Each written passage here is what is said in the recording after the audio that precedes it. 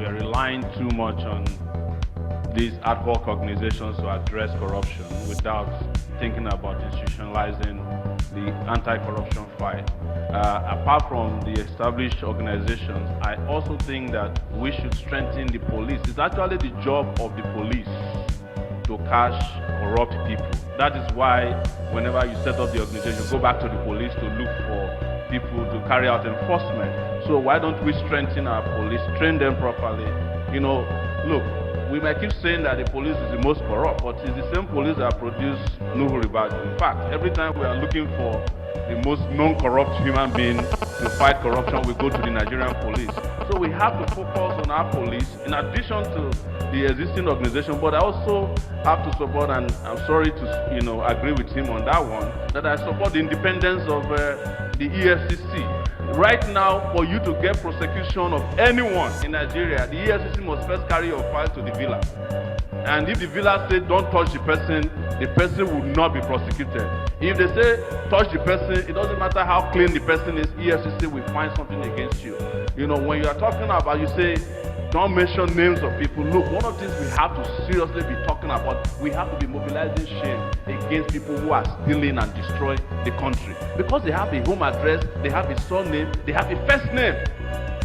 It's the reason why I was so appalled not to see APC people here today, because we have mentioned the likes of Akpabio and Ojiuzu Okalu, who are undergoing investigation across this country. They have names, they are driving cars, they register the cars, they are living in mansions on our back.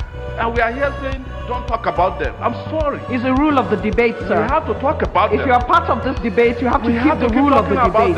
I'm afraid. You have to keep the rule of the debate. That's the rules of the debate. The rules cannot preclude us talking about things that are the rules as it is made in broadcasting is expected that you do not do that when you are on the podium. This is a platform you have been given. I would expect you to respect the rules. We don't have to fight. No, I'm doing my job, sir. I'm doing my job. I'd like to go now to Mr. Tope Fasua, Abundant Nigerian Renewal Party and Development, with support from the MacArthur Foundation, live on Channels Television. We're going to take the last question, and this last question applies to the political parties, and I'd like to give it only 1 minute 30 seconds. Our time is fast spent, so Mr. Timekeeper, please take note of 1 minute 30 seconds. It's an important question, so I'd like you to please focus. Party primaries threw up a lot of corruption issues with allegations of vote buying and bribery of party officials. If the political class is implicated, why should Nigerians believe parties when they talk about combating corruption? And I would like to start with the African Action Congress. Well, we're a new party, and we've only been 4 months. We started as a movement. Before then, that had been around for 9 months. And within 4 months, we have shown character, we've shown competence, we have shown transparency.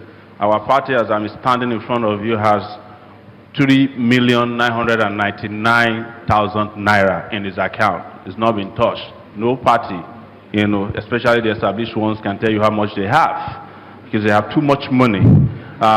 And we have been able to set up all over the country. We have traveled to 33 states with less than 100 million naira. What we want to do is also ensure that we sanitize the political system in such a way that people no longer believe in money. We demystify money. People will tell you that if you don't have money, you can't contest for the presidency. Is a lie. You can contest for the presidency of Nigeria if you don't have money, if people give you money. And we receive money. I have received almost 99 million naira today from GoFundMe, which is transparently available publicly, and also from contribution from a Zenith bank account we set up. And with that, we traveled around this country. So what we're saying is that our party is not engaged in any form of corruption, regardless of what our friend was trying to insinuate here. They try to tar other people with the kind of their own dirty brush, But our party is available to be scrutinized. We are not buying any votes. I don't give money to anybody. I don't give money to police. It's the reason why I don't have police protection, because the police people want me to pay them for it. I say I can't afford to pay police to protect me.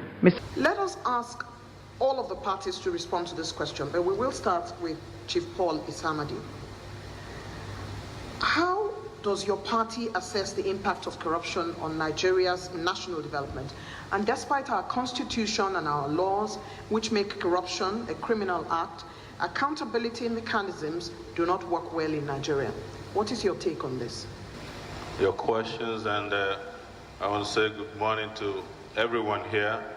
I have been able to work and in a capacity in which I've fought corruption as an individual almost in the last 12 years.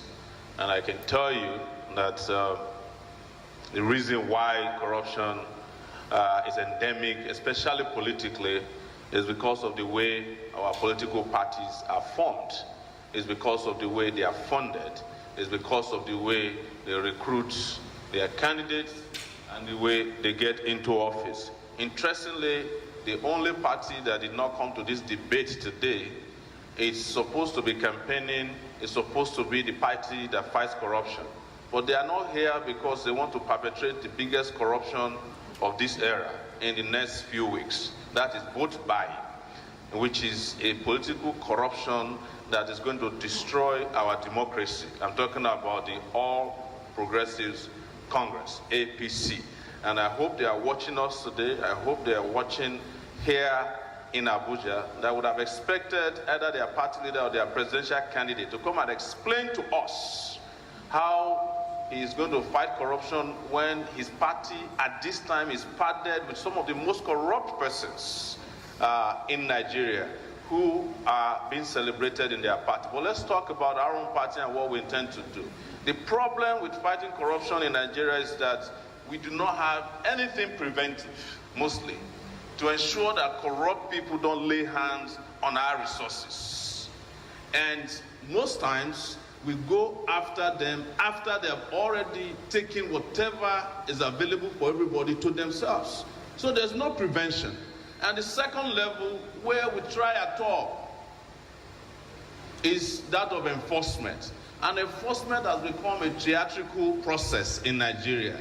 It has to be celebrated, it has to be dramatized, and at the end of the day, the people who are really corrupt never get caught.